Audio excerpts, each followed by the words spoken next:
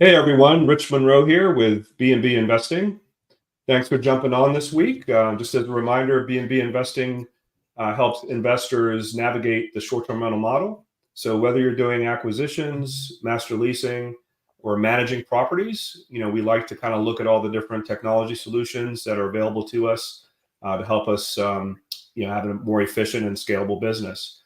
And so today we've got it's pronounced two different ways. I know it as Minut, but Nathan just informed me that it's pronounced Minute here in the States. And so, I think I've been using Minut for probably 5 or 6 years now. And so it's going to be tough for me to switch over. But I mean, you tell me. But Nathan, thanks for jumping on today and taking some time. Tell us a little bit about yourself. Yeah, appreciate it, Rich. Thanks for having me. Excited to be here.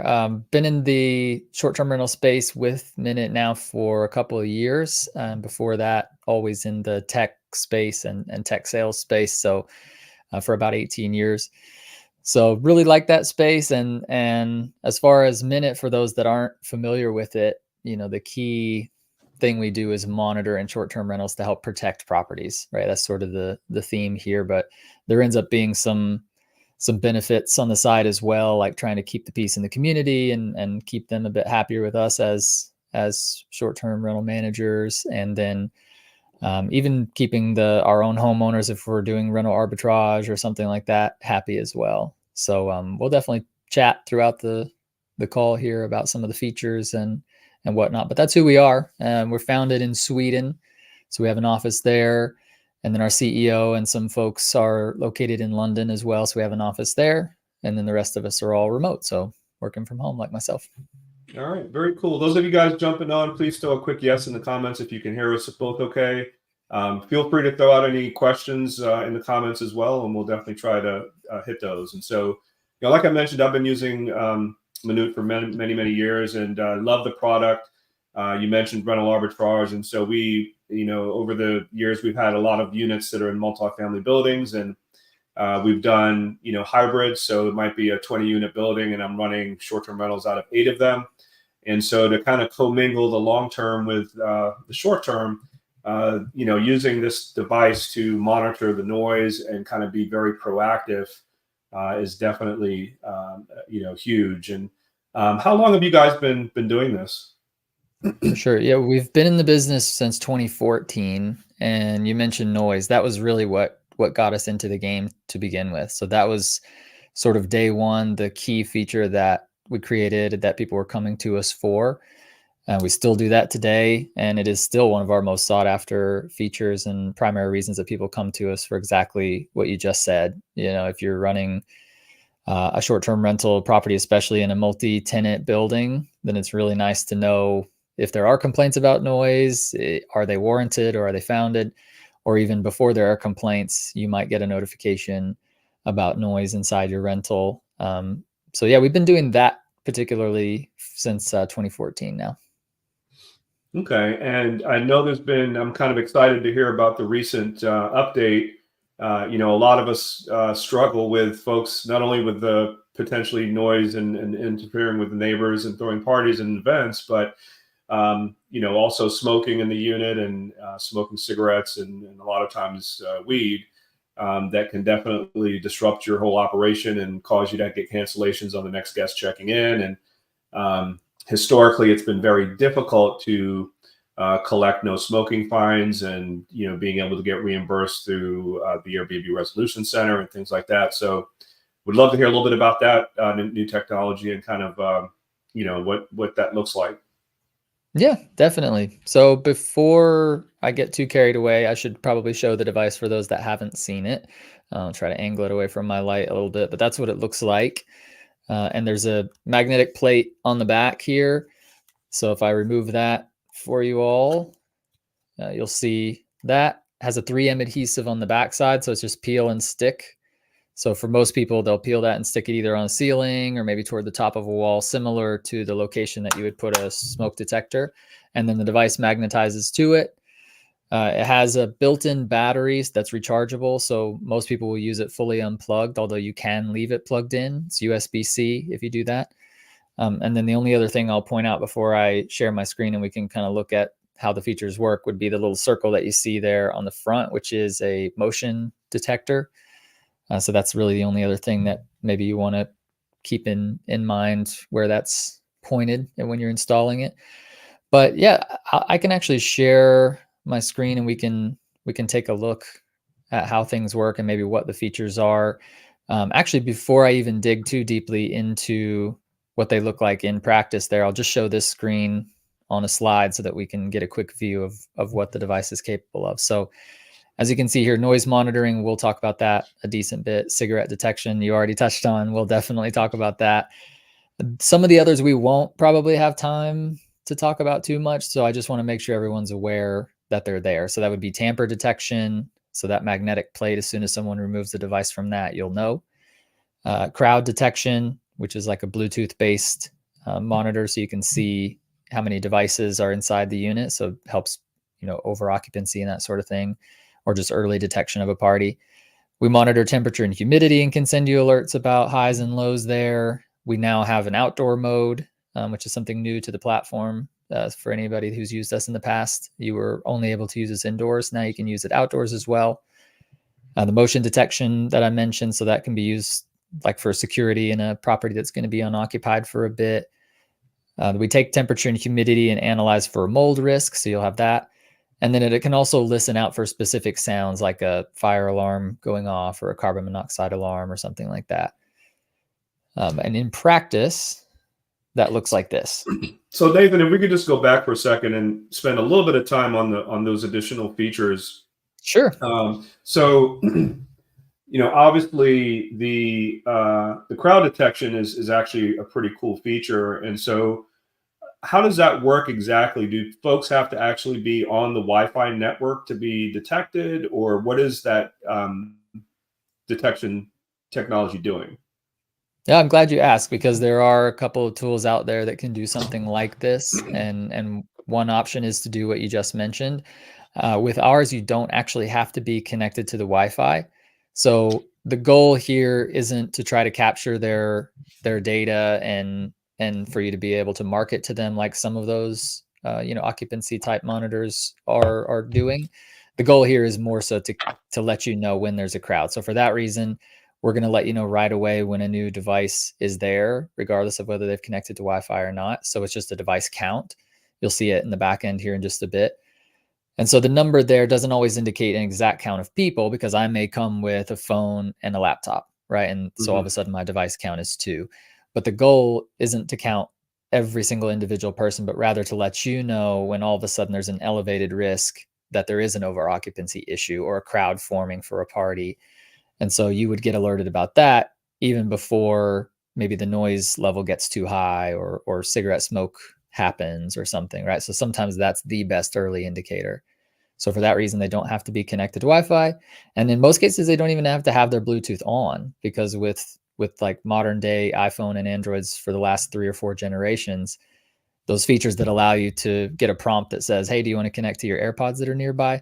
That sort of feature means that there's a latent Bluetooth signal even when Bluetooth is off. So we can typically count it pretty much all the time. Yeah, I think that's very cool, because it definitely gives you an early detection of something that's not going right. If you know that the place sleeps 6 people and all of a sudden there's 40 devices in there, it definitely will raise a flag. I think that the tamper one detection is great as well. I think this is a good spot to point out, those of you that aren't listing yet or don't have your short-term rental up and running, part of the requirement to have one of these in your property is to have a disclosure on your listing description that says you actually do use noise detection devices. And so even before somebody books with your property, you're fully disclosing the fact that you have noise detection devices. Now, just to be clear, it doesn't record. It's just measuring the level of sound. But that tamper detection is great, because if somebody is trying to do something they shouldn't be, that's immediately going to alert you the second they try to pull that off the wall. And so like Nathan was mentioning, as you can tell, it looks very much like a smoke detector. And so you can typically put it in an inconspicuous area, usually on the ceiling or on the side of the wall, where it kind of blends in anyway. But anytime somebody is trying to do something, then, they're going to try to, that's when you'll get that detection. So I think that's a great feature as well, to kind of raise that alarm. And then just to mention the motion detection device, I've used that many, many times.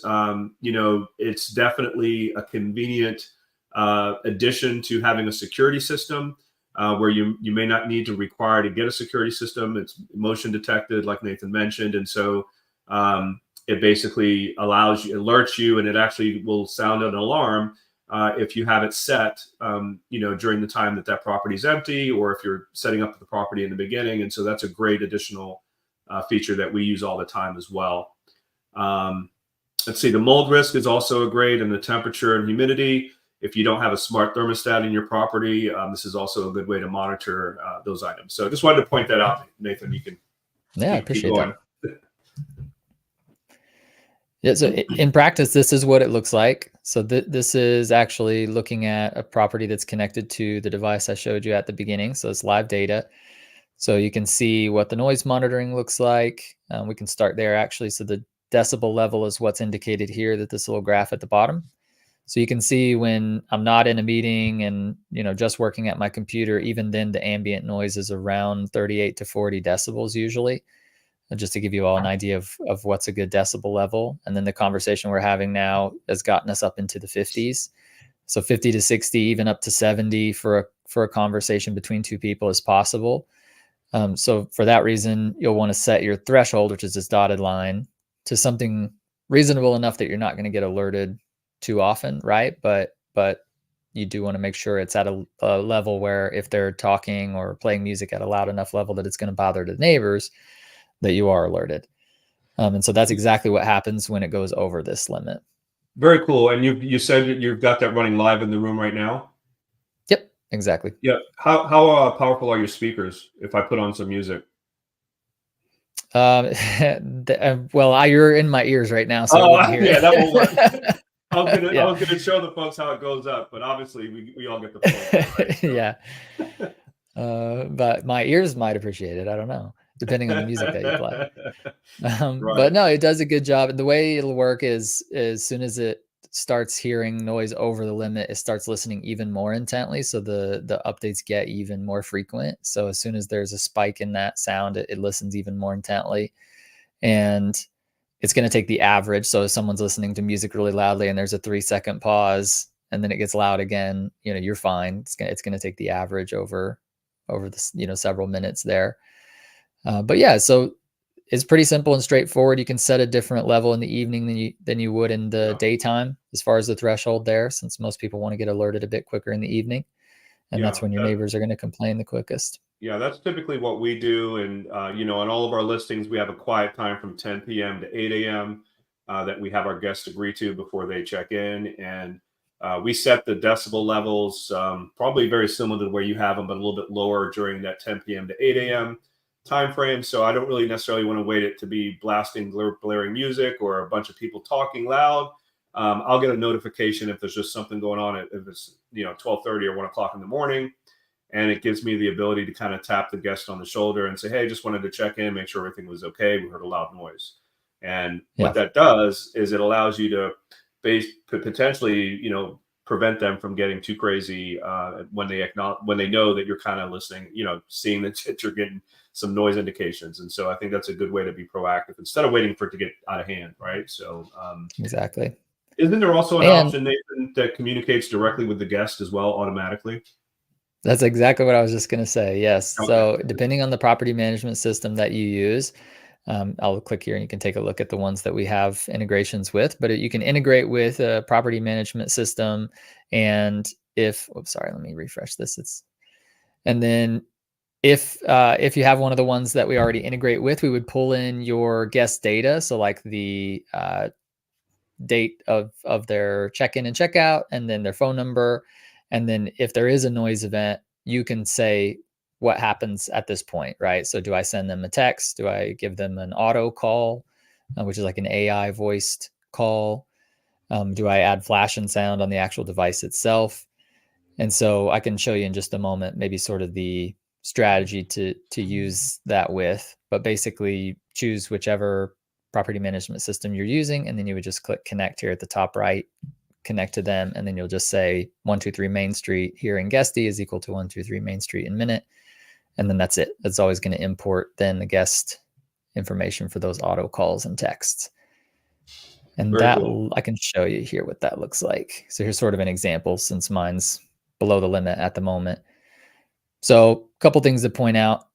You can see there's a short spike over here where it goes over the limit, but comes right back down. We're not going to send you alerts every time someone sneezes or something. So nothing happened there. But when it went over and stayed over, and you choose how quickly that happens. For me, I have it set to 5 minutes. You may want it to be set to 10 minutes. If you're in a single family home, that's probably going to be a better bet. If you're in a multifamily, 5 minutes might be the right call. But basically, whatever you've set, that first alert goes out. You'll get an alert, of course, but then most people would send a text right away. So that would be automated.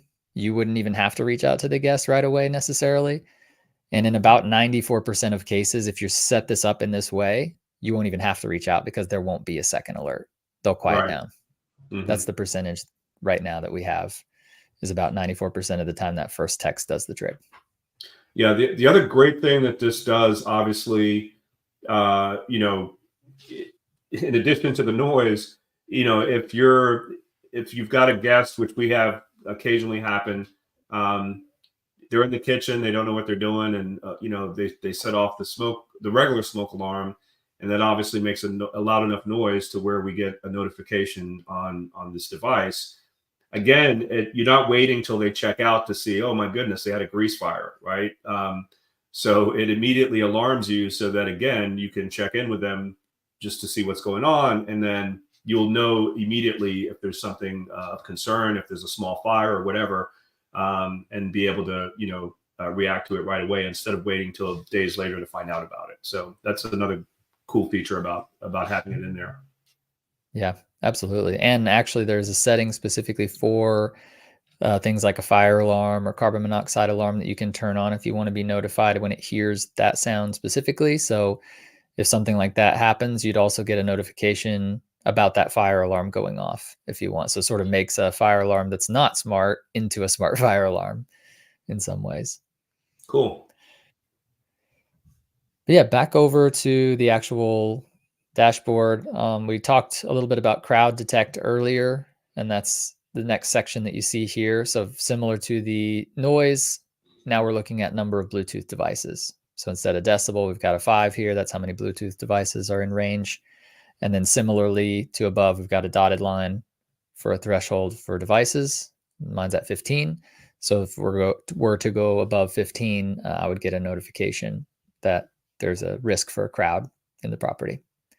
So again, something you can set yourself, but we would basically let you know as soon as there was any sort of elevated risk and you could take a look. So pretty straightforward. Yeah. Then the next is the cigarette detection. So that's the other key. That's probably the second most popular feature, if not becoming the most popular feature at the moment. It's our newest major feature. And it's pretty simple in terms of, as you can see here, all you have to do is turn it on. And there's not a lot to see right now. But in the background, it's probably one of our most intelligent features because it does use machine learning. It calibrates to the unit once it's turned on. And then once it's calibrated, it just sits there and watches out for air quality changes. And then when one occurs, it's smart enough to use that machine learning model that's applied to it to see what was the cause of this change. If this is cooking smoke or burnt toast or something like that, we don't need to send an alert. But if we detect that it's cigarette smoke, then we will. And so it's quite a bit happening there in the background. But like you said, it could be so hard to prove without something like this. You're just having to take a picture of cigarette butts if they've left some, or say that the cleaners smelled a bad smell, and that's literally impossible to prove, obviously. Right. So now you're going to have a date and time stamped alert that says there was smoking in this property on Tuesday at 3:30 p.m. And so immediately you get to send that alert to Airbnb or Verbo or whoever it is that you're having to file this claim through, and say, here you go, here's your proof. Have you gotten confirmation from the platforms that that's evidence to prove that they had someone smoking in the unit? Yeah, so far our users have just raved about the the success of this if they're having to prove it. Literally, they Mhm. just send that over. They may have also still the pictures of the cigarette butts or something like that, which is Right. great. But you Well, send and that along with the date unfortunately, and time stamped alert. yeah, unfortunately, a lot of times too, we have the evidence on the message thread of the next guest checking in and complaining about the smell, and so that's Yeah. usually, kind of a slam dunk that is undisputable. Um, Yeah. so that's cool. So it's smart enough to detect the difference between someone that's cooking something from smoke to actual cigarette smoke. Yeah. So our engineering team literally built a robot that sits and smokes all day and feeds that data into the machine learning model. And so they've trained it on tobacco and cigarettes. They're in Sweden, so marijuana is illegal there. So they literally have like a THC free version of marijuana that they've been able to procure there and use for this type of testing. And so yeah, it just builds a model that gets smarter and smarter and smarter over time. And then actually even is able to learn from events that happen in the field as well. So if you have a cigarette event in one of your properties that it detects successfully, and you mark it as yes, this was correct, everything was detected well, it's going to take that information into account as well and make the model even smarter. And so, does it differentiate between the two, or is it you just have it in one category? So if it goes off, it's going to either be cigarette or it could potentially be weed. Yeah, so it's all lumped into this same category now. Yeah. Mhm. Tobacco's got a head start on how incredibly intelligent it is comparative to any other model, but it is lumped together. Part of that is by design because there are certain localities where if we were to tell you we detected marijuana smoke, you would then be legally obligated to report it to the authorities. Not in Yeah. all cities, but in some Right. locations that's true. So Mhm. rather than, figure out how we get around that, it's easiest just to lump it together. You're going to file a claim either way, whether it was tobacco or something else. So you're just going to have an alert that shows that there was smoke of this nature. Okay, that makes sense. Yeah. Yeah. So it's a pretty intelligent feature. People seem to love it. So we're very proud of it. And Can you excited scroll to down see a if little any of bit? you are trying it. Yeah, Yeah, of can we course. scroll down a little bit and see the rest of yeah. So you've got Yeah. the temperature and the mold Yeah. detection and So everything. what you're seeing here, the security alarm, Yeah. I've got mine turned off, but we'll see how there's actually some things still happening in the background related to motion that can be handy even when it's turned off. Like you said, you described it perfectly. You turn it on, you can choose whether it's a silent alarm that just sends you an alert, or if it actually makes sound inside the unit in the property. So you choose, but even when it's off, it is actually still collecting motion data. It's just not sending you alerts about it. So we'll take a look at that in a sec. And then I've actually got two devices installed within the same property. One of them is our older generation, and then one is the newer generation, hence the different photo here icon. But so you can see what that would look like. Most people do just have one in their property, but for certain properties, if you have a large enough space and maybe you have a den or a family room or something that you're also concerned with, you may have two. This is what it would look like. And you can see the difference in decibel level and then temperature and humidity here. And you can set a high and low threshold for either temperature or humidity or both if you want to get alerts about that as well. Okay. Is there any difference in the outdoor model as far as functionality or detection? Yeah, so really good question. You would have the same device, the same one I showed you before. So if let's say you bought 10 of them and you were going to put 5 outside and 5 inside, the device is going to be identical. When you install it, it's going to ask if you're putting it indoors or outdoors. If you choose outdoors, that's what actually causes the change. So all of them are weatherproof, which is handy in case you need to kind of move them around at some point. But when you do put it in outdoor mode, it's going to kick on an audio ID feature. So that helps to strip away things like wind noise or environmental noise that could have caused a false positive for a noise event otherwise. And then it's going to turn a couple of things off that you don't care about outdoors versus indoors, and just to conserve battery. But apart from that, everything's pretty well the same. Okay, yeah, we use it quite a bit for our properties that have swimming pools or outdoor areas that are nearby to the neighbor, like fire pit areas or hot tub areas. And so it works well to kind of monitor that as well. Yeah, absolutely. Okay, cool. I'll click into one of these and we'll take a look at what I was alluding to earlier. So everything we just looked at was what's happening now. But this screen is actually looking at one of the sensors and looking at more historical data over time. So the time frame is 24 hours by default, but you can choose here in the date range picker any range of time that you want. So if you had a difficult guess that was causing problems, you can pull that specific data. So like looking at noise, for instance, you can see it's a lot more detailed. I can see the daytime and nighttime threshold change here over the course of a few days. I've got like highs, lows, averages. So it's quite a bit more information here, all of which can then be exported if I need to. Like if there was a party issue, I can export this sound data and send it directly to, the OTA that I'm dealing with, like Airbnb or Vrbo or whomever. And then motion, this is sort of where that comes into play as well. So I mentioned that it's collecting motion data even when the security alarm is turned off. So if you have a cigarette alert, let's say at 3:30, and then the guest tries to claim, well, we weren't even there at 3:30, you'll have the evidence to say, well, actually, I can see that you arrived at, the first motion event was at 6:15 or whatever. So it can come in really handy to just have that data in the background. And that's data that won't go away. As long as you have an account with us, it's there. So if you ever need to refer back to it, you can. Makes sense. So the magical elephant in the room question, how much does all this, great technology cost us? Yeah, very good question. So it's really going to come down to whether you want to integrate it with a property management system or with Airbnb, because we do have a direct integration with them as well, for those of you who aren't yet using a property management system. So that's really the magical question. And depending on your answer, you're either going to use standard or pro. Those are our two options.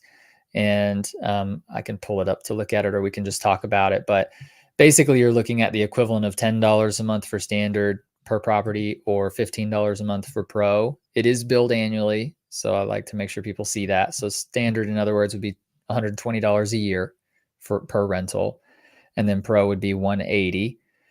And then the other key thing to make sure you spot is that pro comes with a free device for every single rental, and then standard comes with a half price device. That's $50 one time.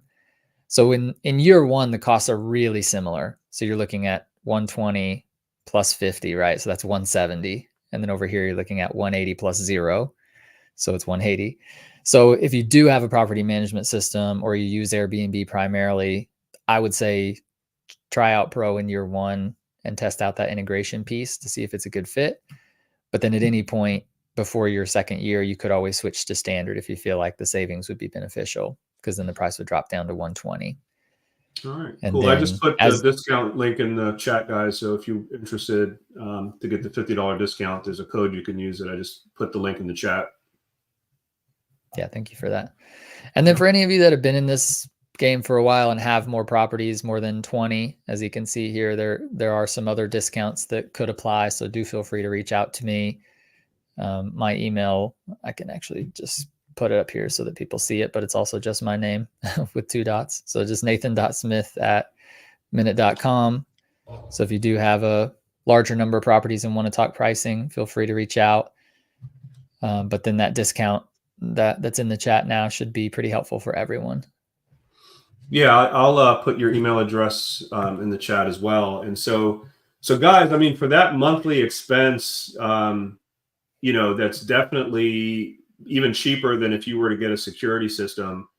This is kind of a no-brainer in terms of running your operation and being able to, have that type of monitoring device to make sure that you're vetting further what your activity is in your property. And so definitely highly recommend it. Like I mentioned, I've been using these devices for many, many years. And so I was going to ask you, so I noticed that you did have one of the older version ones on the app. So the older technology will still work. And when you get the new technology, kind of the major differences are some of the enhancements we talked about with the smoking and some of the other features that aren't necessarily. I know the old units still have the crowd detection as well, though, right? Yeah, really the only one we talked about that it wouldn't have would be the cigarette detection. So if anyone has one of the older ones, it's still going to work fine. In fact, for people that do already have them that want the cigarette detection, I usually recommend just pay the added cost to just buy it one extra device and put 2 of them in the same property, and then you're sort of double covered now. But yeah, the old one works really well as well. I've got one that's not connected to anything, but it's sitting here. That's what it looks like. Yeah. Now, I will mention, guys, the one thing that you need to be aware of, like Nathan mentioned earlier when we first got started, these are rechargeable. So you do have to make sure that periodically someone on your team or your cleaners know to pull it off the wall at least once a month, I would say, to charge it for a couple hours and then put it back on there. It does have on the monitoring, obviously, it does let you know the how high or low the battery is, so you'll know kind of how it's looking. I think you also get notifications too if it gets too low. So keep up, you just have to kind of keep up with that to charge them to make sure that they're fully charged. Yep. So with the newest one, my average customer will probably get 6 to 8 months of battery life. So like you said, like a typical, whether it's monthly or quarterly or something, a little charge here and there goes a really long way. And then you actually end up getting 2 notifications. The first is 25% battery remaining. So you've probably got around 3 months of battery life left at that point. So it's not necessarily a big red flag that you have to go right away and charge it, but it lets you know that it's coming soon. And then the next alert would be 10% battery. And that's probably less than 30 days remaining. So that is more your alert to say, okay, if we haven't already charged this up, we need to get out there and get it charged. And then we do have a new feature that's probably new since the last time we talked, Rich, which is sensor swap. So with these new ones, you can now have one, if you have enough properties to warrant this, you could have an extra one somewhere in your office and then keep it charged up decently. When you get that alert that one's running low, you can charge this one so that you don't have to have that one plugged in for a couple hours in a unit somewhere. And then you can actually go to the unit and pull the old one down, hold the other one near it, and it automates a copy and paste type process where it puts all the settings on the new one and then just put the new one in place and walk out. So in a matter of about 15 seconds, you're done. Oh, that's huge. That's definitely huge. So help me understand that if I'm buying so do I only get that advantage if I'm buying more than a certain amount, or how does that work? No, we just need to turn it on for you if you're interested in using it. And you'd really only need one extra sensor floating around somewhere that you could keep in an office and keep it fairly topped up with battery. Does it have to be an old one? I mean, does it have to be the newer version to do it? It would need to be the newer version. Yep. Okay. So, but let's say I have, 20 units that I have detection devices in. Would I have to buy 20 more to have that capability? I want to clearly understand what you're saying. Yeah, any extra one will work. So basically, if I just have one extra unit, then I go to that property where one is now dead. I turn on the new unit first, take the old one off of its magnetic plate, hold it near to itself, and then now this old one that's dead, I take it back to the office and charge it, and it's ready and waiting for the next time. Yeah, I love it. I love it. That makes total sense, because that is one of the things we would struggle with is cleaners have enough to take on their plate to add this on there. It's been a little bit of a hectic situation, so that makes perfect sense. And you just constantly keep that extra one charged to be able to swap out as needed throughout. And you are right; they don't go low on the batteries quickly. It's sometimes 5 or 6 months to where that happens, and so that's a great feature. I'll definitely try to implement that in our operation for sure. All right, guys, we're about to shut down here. If you have any questions whatsoever for Nathan, I really appreciate you taking the time today. This has been very informative. A lot of us do have, the smoking is an issue. So, when I heard the news that you guys were coming out with that addition, I definitely have to get you on here to kind of learn all about it. And so I appreciate you taking the time. So is there anything in the future, your technology team and back in the with all the experts, are they working on some new additions that you can tell us about, or is it too soon yet? Oh man, they are always working on something new. They built this new piece of hardware last year with all of these capabilities that they want to unlock. So it's definitely something where we'll be adding features as the next couple of years go on in this particular device. Let's see, as far as ones that I can already talk about, I don't know if there's anything that I'm really at liberty to say just yet, but yeah, I'll say our engineering team is the biggest team at the company. So it's by far still our biggest goal is to continue to unlock new features and make them better. So they're always working on things like dog bark detection and like little things like that that just might help somebody who has a pet-free home, or maybe they allow pets, but people lie and say they're not bringing one so they don't have to pay the fee, and like tiny little things like that always, where they're doing really cool stuff to try to build out new features to the product. Love it, love it, love it. Awesome.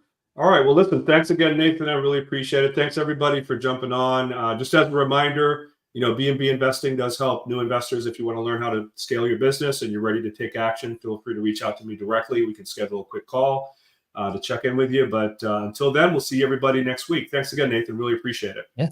Thanks for having me, Rich. All right. Take care.